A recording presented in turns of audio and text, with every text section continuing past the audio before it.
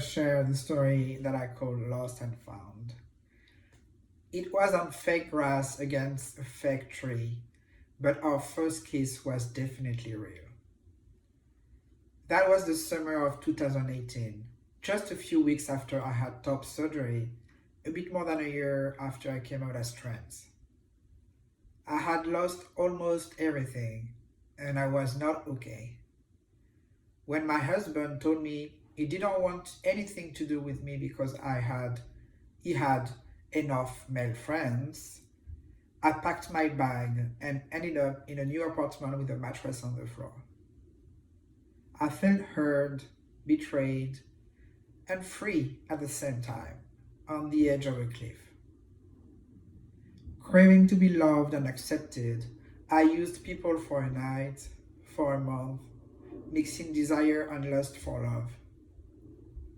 Receiving attention from my newly accepted body, but leaving more and more scars on my heart when things were going south. I was alone and lost. A warm summer, a warm summer night at an outdoor bar in Brooklyn. I came early and found a spot at the back of the backyard on fake grass with a fake tree. I sat there looking at all the people drinking and chatting around me. I was nervous to see them in person. We just met on Tinder, and I was already captivated by their poetic words and their strong presence in their pictures. They sent me one earlier. I kept looking at it to make sure I would recognize them. They were in their car, driving to Brooklyn, with their pink hair, their moon tattoo on their chest, their soft skin, the excitement in their eyes, their smiling red lips. I looked up, and they appeared at the top of the wooden stairs, smiling and waving at me. They were wearing shorts and black leather boots, which was very sexy and powerful to me. I don't remember what we talked about. I just remember touching their leg and how the intimacy of that gesture felt right. I told them I wanted to kiss them. They asked, surprised, "Now? Here?" That was the beginning of my most intense love story from beginning to end.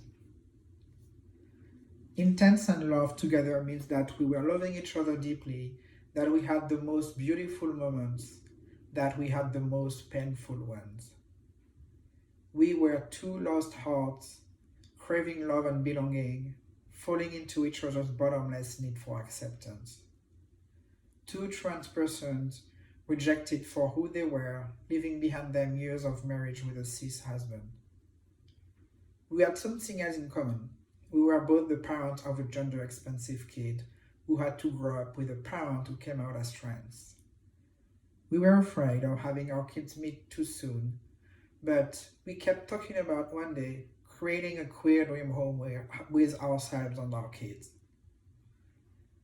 I never loved that much, never received this type of deep love before. We grew together, exploring our genders and reclaiming who we were as trans and non-binary individuals. But that was not enough. Our pains and fears kept hurting each other until it was too much to bear for me. I had to step down, take some space and focus on myself, my codependency, and my lack of self-love. It felt like I was going to die without them. It felt like I died the day we broke up. When the pandemic hit, we finally reconnected. Carefully, in a gentle way, having our kids meet for the first time while we played in the backyard of my apartment. Like the chalk we used to draw on the wall altogether vanished after a few days. We needed time for the pain to dissipate, to leave space for a different love to grow. And it happened in the most simple and beautiful way. We're reminding ourselves of the queer dream home we dream of. I told them if I would live with someone else now, it would be with them and their kid. Two trans adults and two gender expensive kids. We found a gorgeous place in an old convent. that looked like a castle. It became our trans castle. We had this huge blue beanbag that we called the Flump, a place where we would hug the kids and read stories. Living at a trans castle was gender explosion with rainbow unicorns and glitter. But when they bought a dining table, I felt anxiety coming up. I didn't have good memories of having dinner with my family, and I was nervous to sit down. But they heard me, reassured me, telling me that we can reinvent what family is, that we are allowed to create a new family, a chosen family. Even though we were not lovers anymore, it didn't diminish the love and care we have for each other. I supported them when they needed me, they supported me when I needed them. That's how they became my book doula. I started to write my book and I needed some guidance. I knew they would understand me and the light I wanted to bring into the world. They helped me understand my emotions and the confidence to share them with my future readers. The same week of my 41st birthday and my 5 years on testosterone, I proudly launched my book at the lesbian bar Henrietta Hutton. Surrounded by loving and supportive friends and chosen family, I stepped into the light, ready to read a passage of my book. I stopped there, looking at everyone and taking a deep breath. As I spoke each of the words, it hit me. I finally found unconditional love and acceptance.